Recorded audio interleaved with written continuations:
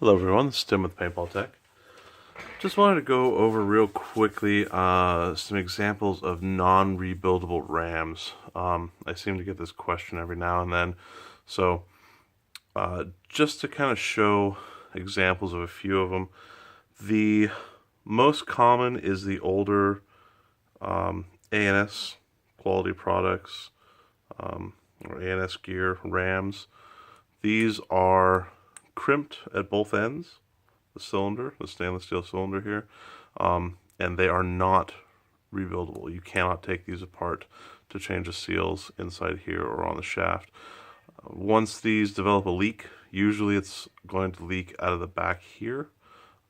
They're pretty much scrap. That goes for the older style ones that are done in brass, like this, as well as the kind of more uncommon Clippard cylinders. So this is a non-marked cylinder made by Clippard pneumatics.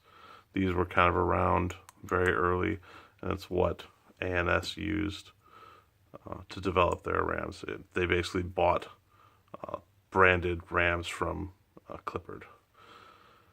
Similarly, these are some of the older chrome Clippard rams.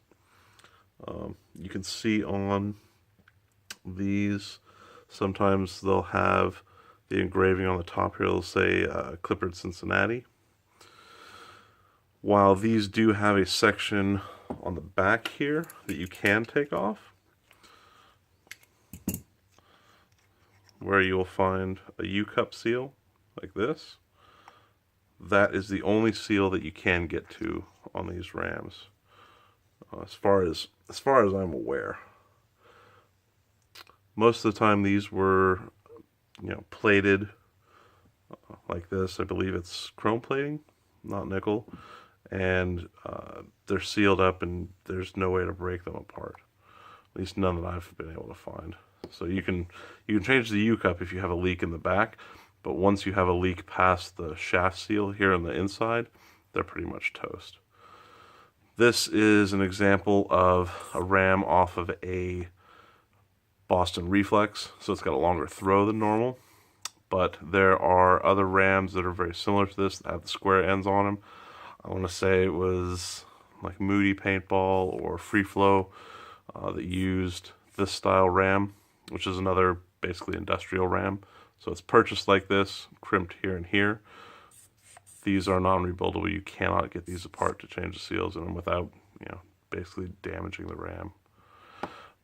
The other more common older style rams, these are the Palmer original quicker rams that were released, late 90s, early 2000s for Autocockers.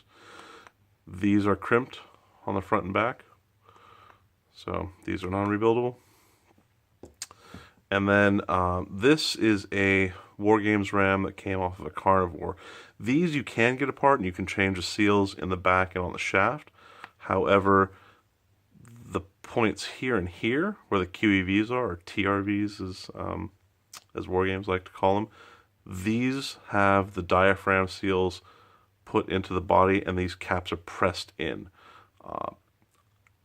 I've seen people remove these by taking a tap, threading the holes and putting screws in and pulling them out, but it's really kind of risky, and you risk damaging both the insert and the body of the ram to do that. Some guys have done it to try and re-anode the ram bodies for custom projects. Sometimes it works, sometimes it doesn't. These are best to kind of leave them alone if they're already anode, And if you do get a leak out of there from one of the diaphragms being damaged, you're going to either have to try and repair it by pulling these caps out, or scrap it and get a new ram.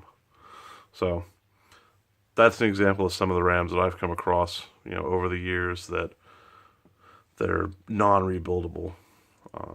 So just to let you know, quick heads up. Thank you very much. Have a good day.